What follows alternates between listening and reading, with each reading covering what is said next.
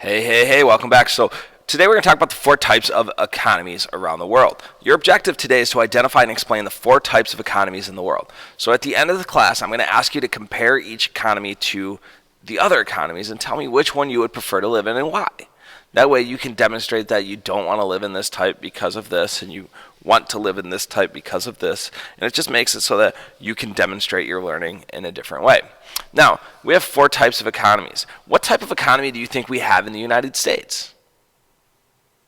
Think about it. Talk about it. So let's figure it out. What type of economy do you guys think we have here? Is it a good one? Is it a bad one? Is there another name we could use for it? Think about that for a minute. So now that we talked about the United States, what type of economies do we have around the world? Think about that too. Think about how the world has different economies. Think about history. What have we talked about in our U.S. history classes, our world history classes? What things have we talked about and how countries succeed or don't succeed? So give me some information about that. Let's talk about it.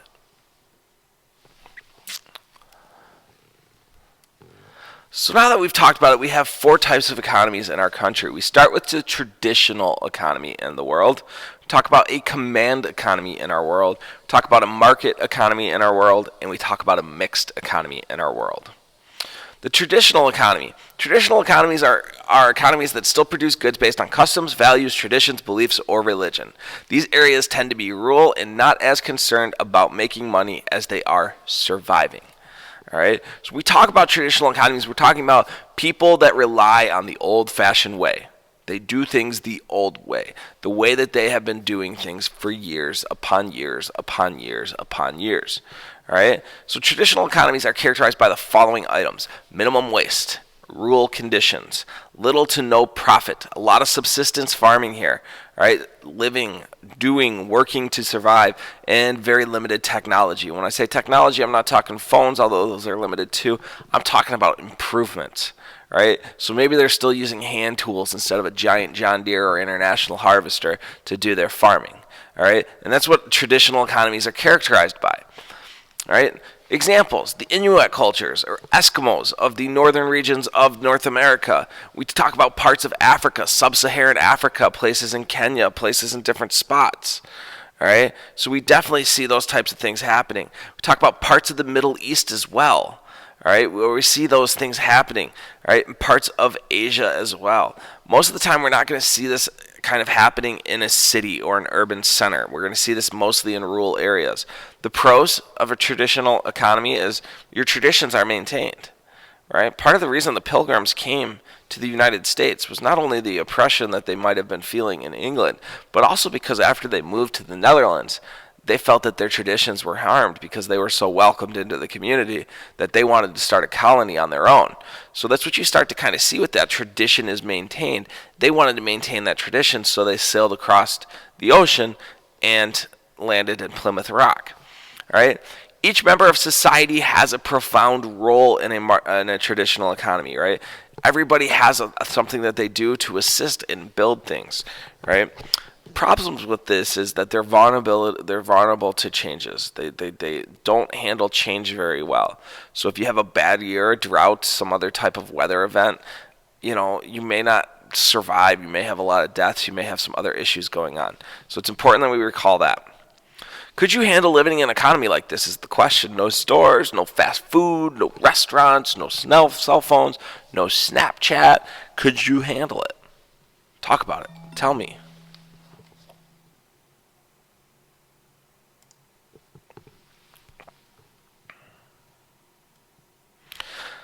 Here's some examples. We got a farmer using his hands. We're talking about the Mali economy here, where you can see that they're not using modernized boats like we would expect. They're still using traditional boats to move goods the traditional way. And we've got a woman in Kenya using a hand tool to do some gardening here in Kenya. All right, so those are kind of some examples of those traditional economies here for us. Next up, we're going to talk command economy. Command economies are economies that are typically controlled from one place, the government. Government makes all decisions on what and how much to produce. Government also decides values and pay, and government will decide where you work. You don't get a say. You're really good at ballet. Congratulations. You just got a factory job. Enjoy the factory for 12 hours a day. All right. So when we talk about the command economy, that's what we're talking about. All right. So command economies are characterized by a central power, government ownership of the means of production. And when I say that, I'm talking government ownership of factories. I'm talking about government ownership of supplies. I'm talking about government ownership of resources. The government owns everything. All right. It's usually a socialist or communist style government set up that allows this to happen. Examples include the USSR, China, Cuba, Vietnam, and North Korea.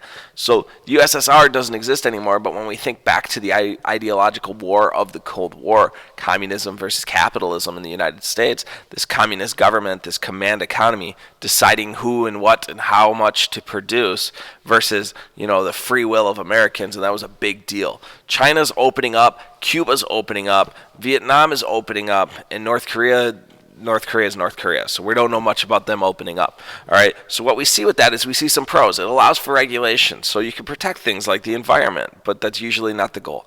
All right, and it allows for growth and such. The bad thing is it's unfair to the population, and it probably won't last. All right, because unrest will begin to happen, and there's limited need for innovation. If it works the way you're doing it and people know how to do it, why change? So that's the kind of thing of the command economy. Could you handle living in an economy like this? So again, I'll use that example. You want to play basketball. Well, guess what? We don't have a basketball team here. We have a hockey team. Good luck on skates. Or you are very interested in teaching history. Well, the farm needs a worker, so how about you go be a farmer? And you don't get those chances, right? So could you handle that? Think about it.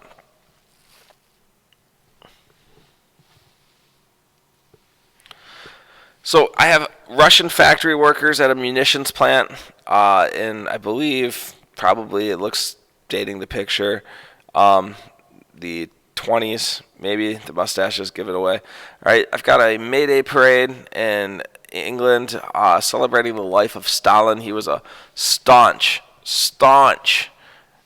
command economy proponent. He loved the command economy, and if you didn't like it, well, Stalin would kill you. All right.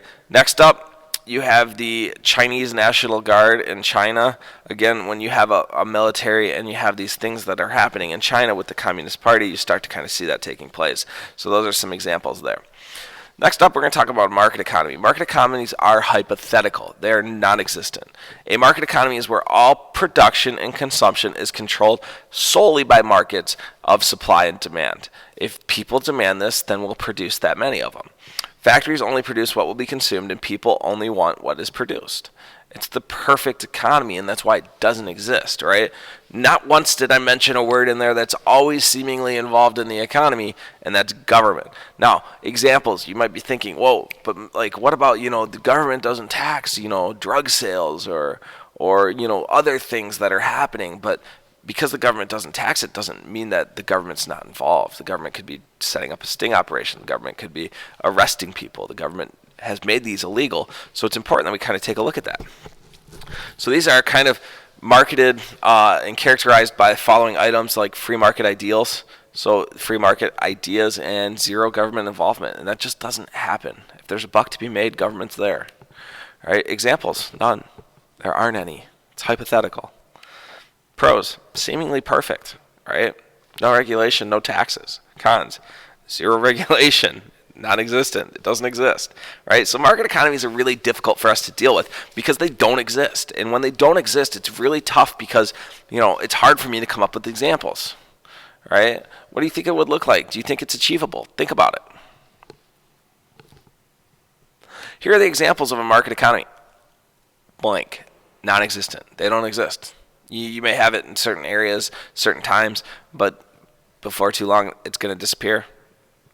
They just don't happen. All right. Last but not least, a mixed economy. Mixed economies are economies that are a combination, hence mixed, of other economies, specifically a combination of the command economy and the market economy. Mixed economies allow for private ownership and decisions, but government is still involved in areas.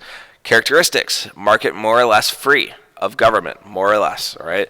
Some state-run enterprises and individual liberties do exist. Examples: the United States of America, Canada, England, Mexico, Japan, and many others. It's probably the most popular form of economy in the world, by industrialized nations. All right, so we definitely see that. Pros, allows for freedom. Anyone can be successful in innovation. Cons, government disputes, taxes, right? So the government can get in and get involved and cause something to happen there. So it's important that we take a note and realize that this is all happening, and this is happening around us now. We live in a mixed economy. What are the pros of an economy like this for you, for us? How is it fair for all people? Is it fair for all people? That's a different fair there. Anyways, think about it. Talk about it. All right? So kind of, here are some examples. We got a factory working, and it's a factory where they decide what to produce, how much to produce, and make those decisions.